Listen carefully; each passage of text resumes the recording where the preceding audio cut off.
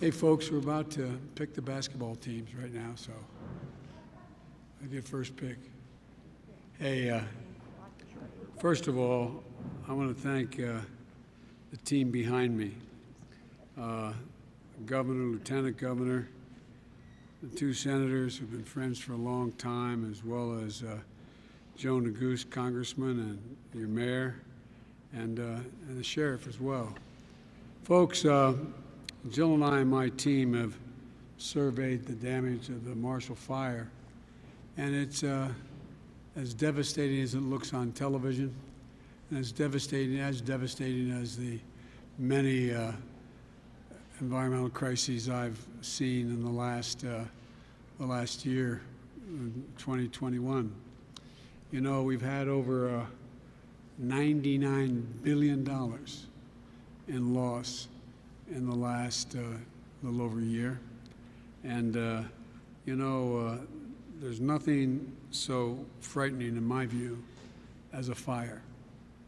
More land has burned in the United States, from California up into the Idaho and here in Colorado and parts of the South, that then make up the entire, if they're in terms of total acreage, is the entire state of New Jersey had it burned to the ground.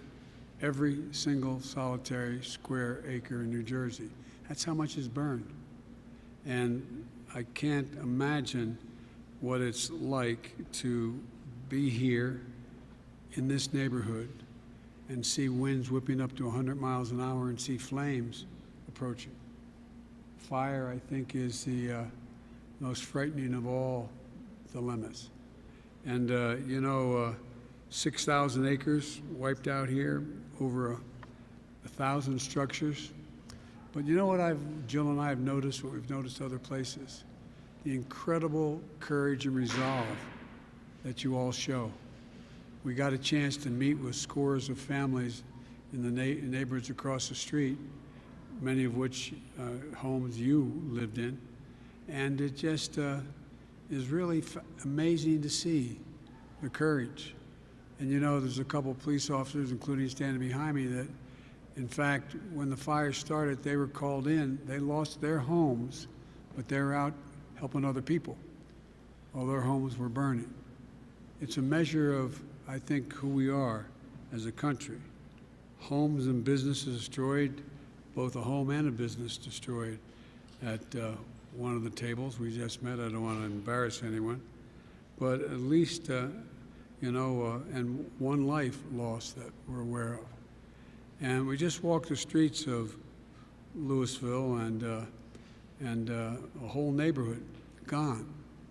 But people here and across Boulder County are stepping up for one another.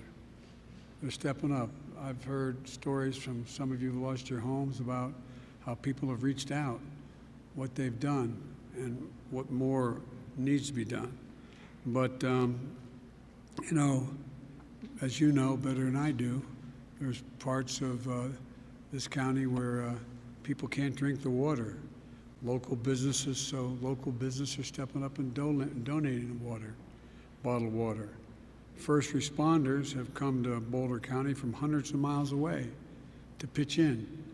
And water treatment plant was in the path of the fire. But one worker there, a man named Greg, barely and bravely ventured back into the plant, risking his life for a simple reason. He manually turned the valves to ensure that there was enough water pressure for the firefighters to be able to do their job. I mean, people do extraordinary things in extraordinary times. Earlier today, I met with those firefighters and a number of the first responders. And, there's an old expression, God made man, then he made a few firefighters. And there's some truth to that. I was telling a couple of the law enforcement officers and firefighters that I was raised in a little town after we moved from Scranton, Pennsylvania, called Claymont, Delaware. Went to a school, grade school and high school, across the street from the Claymont Fire Department. And I growing up in my neighborhood, for kids from Brookview Apartments, you either became a cop, a firefighter, or a priest. I wasn't qualified for any, so I became a president. But all kidding aside, you know, it's amazing what people do in crises. And my message to them and everyone impacted by this is that, you know, not only are you helping each other, but we're here with you. We're not going to go away. The federal government's not going to go away. The governor's been an incredible partner. Matter of fact, that probably drove him crazy how many times I called him, even before he called me, saying, what do you need? But we're, you know, declaring a national disaster area.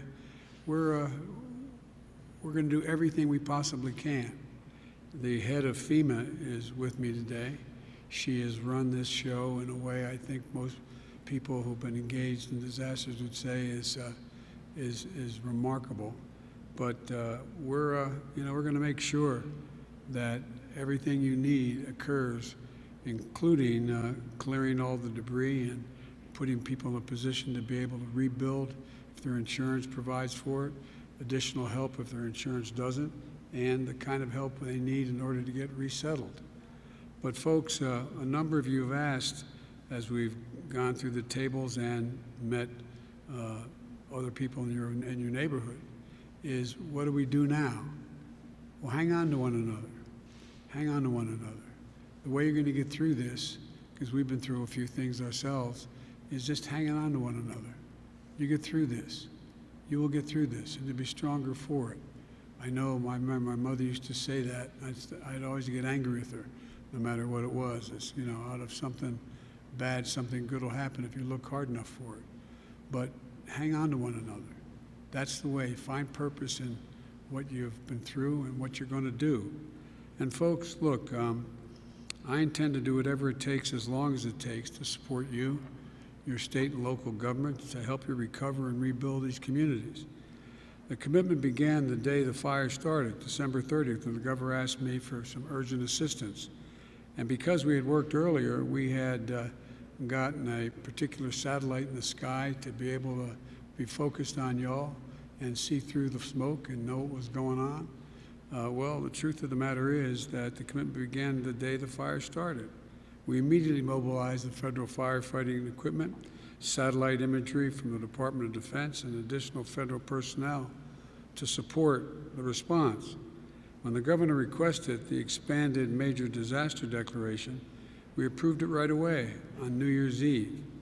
And helped families directly, we surged resource support for temporary housing, home repairs for those who still had homes, and debris removal. On Monday, at my request, FEMA opened the Disaster Assistance Center in Lafayette, the hub to connect families and small businesses directly to what federal support was available. And we're working closely with Governor Polis to ensure Colorado has every single resource available to help keep people safe. And I want to thank the governor and his team, and I mean this sincerely, and the Colorado congressional delegation for their leadership. We rode out, a number of the delegation rode out from Washington with me. And I would say, it's not an exaggeration, they're mildly proud of their state, mildly proud of their district. If Nagoose tells me one more story about how great this particular area is, I'm moving out here.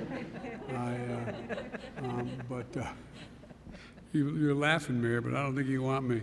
When I come, 120 cars come with me, and I don't think you need it.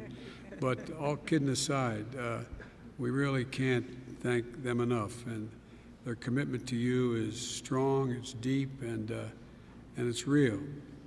And you know, the situation is a blinking code red for our nation, because the combination of extreme drought, the driest period from June to December ever recorded, unusually high winds, no snow on the ground to start, created a tinderbox, a literal tinderbox. And even if it was not your backyard, you could feel the ripple effects of what happened. And so folks, think about when the Grizzly Creek fire hit Colorado in 2020, helping trigger that massive mudslide that washed out an entire section of I-70, adding hours to people's drives. And, you know, we can't ignore the reality that these fires are being supercharged. They're being supercharged by changing the weather. Not very far from here, as I was riding out with the governor, I was saying, Gov, this all looks familiar. I passed over that cemetery, I passed over that area before. I was on my way up to the facility that is one of the most advanced facilities in the country, and not the country, maybe in the world, to find alternatives to fossil fuels. You got, by the way, if you're ever able to see it, you know, we're going to have windmills you're going to see that have 100-yard wingspans each propeller on that windmill, 100 yards long. So there's so much that is going to be able to be done. And you know, when I visit the National Renewable Energy Lab, about 20 miles, I said, from here, it's also going to create a significant number of jobs. The reason I'm telling you this is that's no solace that you lost your home now, but it's that we're going to be able to do a lot of renewable things that allow you to not only rebuild, but afford to rebuild and rebuild better, to build back better than it was before. And it includes billions of dollars for wildfire preparedness, resilience, and response to protect homes and public resources. And folks, there's going to be a lot of good jobs we can create, and we're going to do by acting boldly. You know, but the bottom line here is we have to summon the courage to do something about it, to build back better as one nation. I got a recovery here in Boulder County. It's going to take a long time. I'm not going to kid you. But we're going to stay with you as long as it takes. We're going to be here for every step of the way, I promise. And it's going to be better. It's going to be better. And so we're going to get through this together. It's easy for us to say. Jill and I have not gone through what you have gone through, but we have had lightning strike our home and almost lose our home.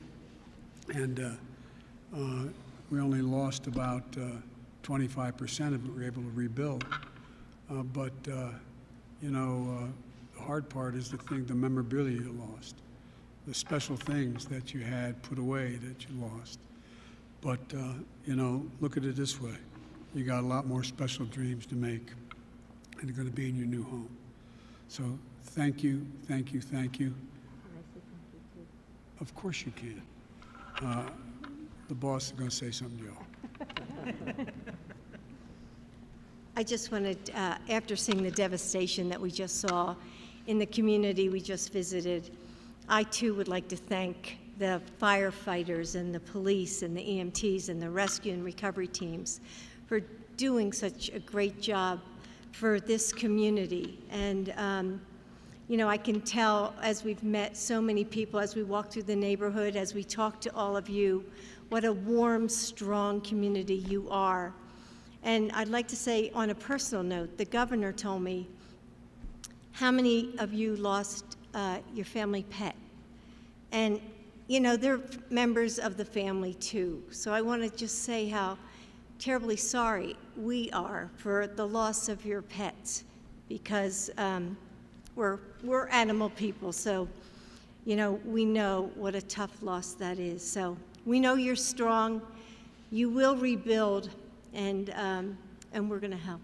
So thanks for inviting us here, and take care of one another. Thank you.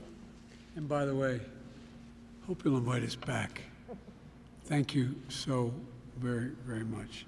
And thank the team behind me from the group that's out here that's represented you so well. And by the way, the whole nation's thinking about you. You have no idea how many people's prayers you're in. When I went to Mass, how many people were praying for you all, because they saw it. They saw it on television. They could hardly imagine it happening.